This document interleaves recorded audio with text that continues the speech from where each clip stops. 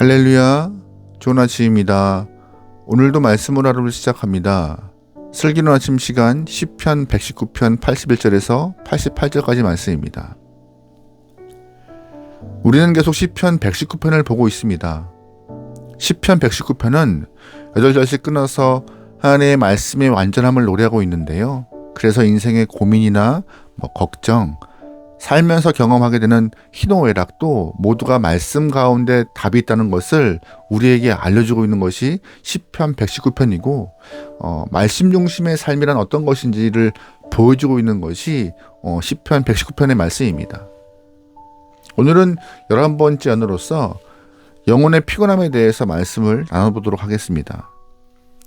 많은 사람들은 삶이 피곤하다는 말을 입에 달고 다닙니다.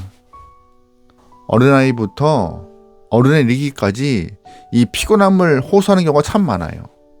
아이들은 학원 때문에 피곤하고 어른들은 일이 많고 바빠서 너무 피곤하다고 합니다. 왜 이렇게 피곤할까요? 진지하게 스스로에게 질문을 해보면요, 모두가 먹고 사느라 피곤하다고 말을 해요. 하루 양식을 위해서 분투하는 우리의 인생은 매 순간 피곤할 수밖에 없습니다. 그래서 본문은 우리에게 질문을 던져요. 의미 있는 피곤함이 있는가? 라는 질문을 하는 것이죠.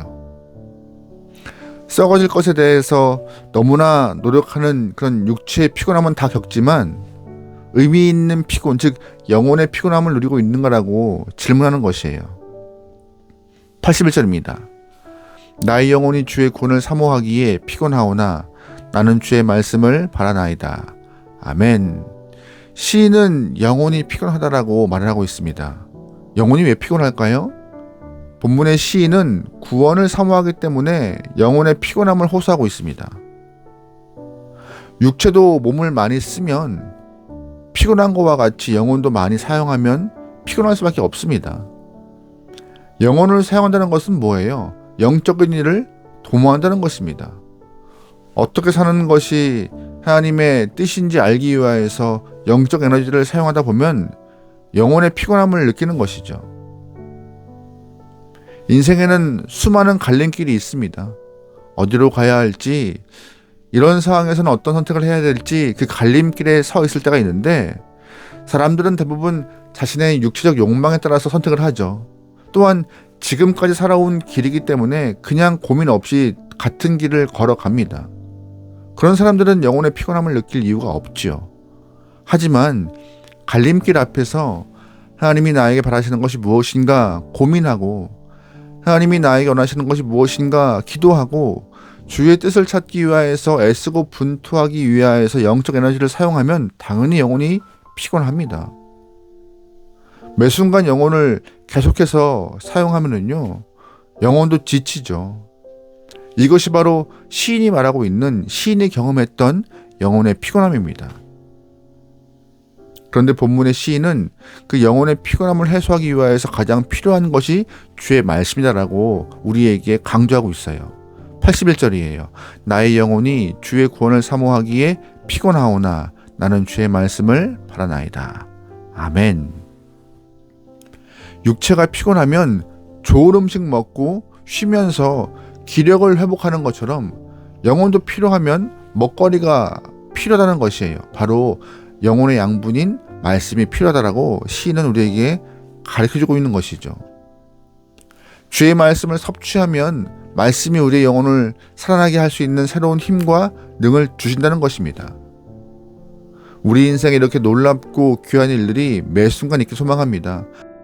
만약 우리의 삶에서 육체로 인하여서 피곤함을 강하게 느끼지만 그 반면 영혼은 전혀 피곤하지 않다라고 말씀하신다면 우리가 신앙생활 잘못하고 있는 것입니다.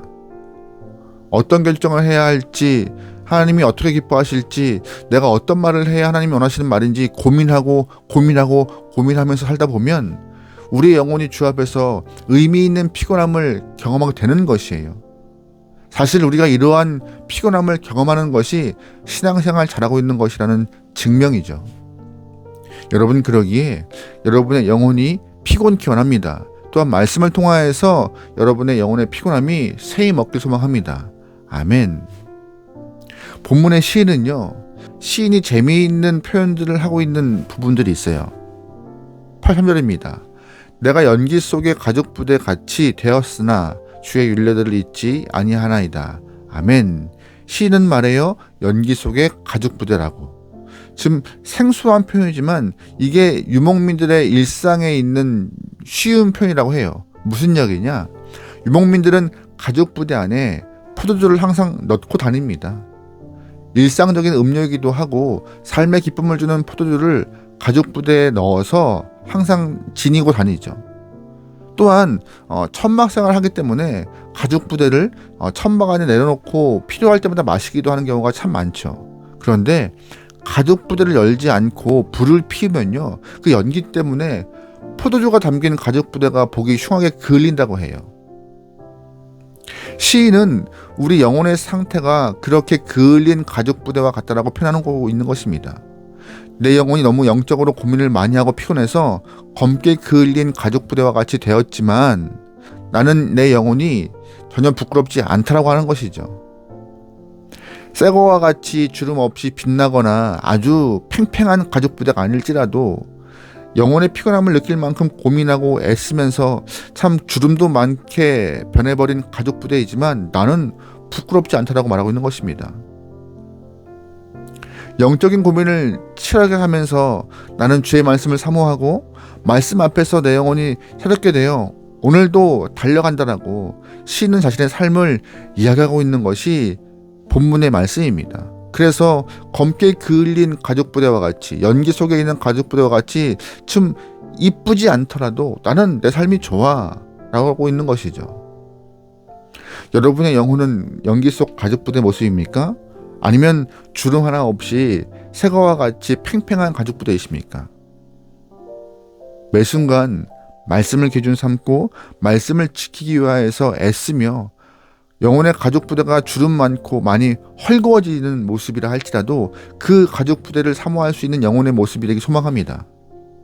하나님은요, 우리가 가지고 있는 영혼의 가죽부대가 말씀으로 다시금 새롭게 지어질 줄 믿습니다. 오늘도 우리가 하나님 앞에서 하루를 시작합니다. 말씀으로 하루를 시작해요. 하루를 살아가면서 우리의 영혼이 검게 그을린 가죽부대가 되기를 소망합니다.